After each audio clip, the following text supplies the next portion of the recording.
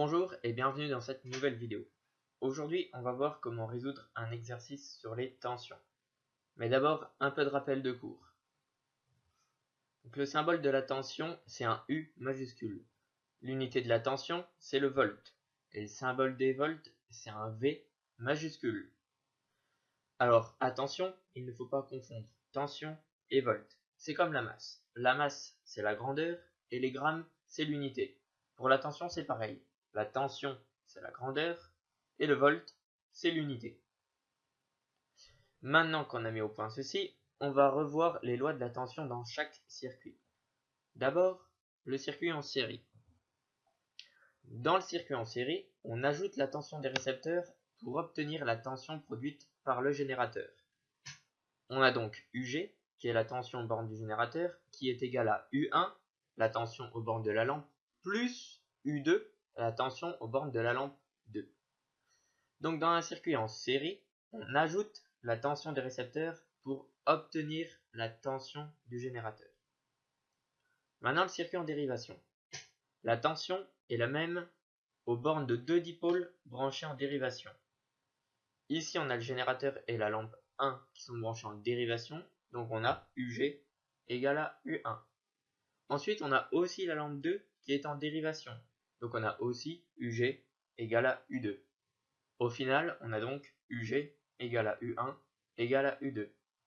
Donc ce qu'il faut retenir pour le circuit en dérivation, c'est que la tension est la même aux bornes de deux dipôles qui sont branchés en dérivation. Donc je reprends. Circuit en série, on ajoute la tension des récepteurs pour obtenir la tension produite par le générateur. Circuit en dérivation, la tension est la même aux bornes de chaque dipôle. Maintenant on va passer aux exercices. Déjà dans le circuit en série. Alors ici on a un circuit en série qui comprend un générateur, une lampe, une résistance et un moteur.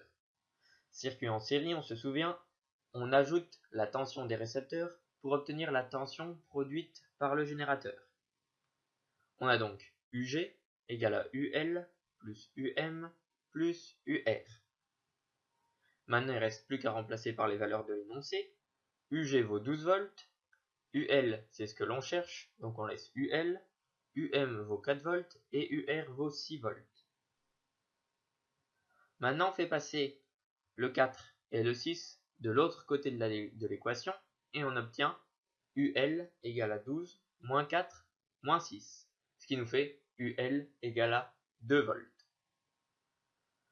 Maintenant on passe au circuit en dérivation. Ici on a un circuit en dérivation qui comprend un générateur, une résistance et un moteur.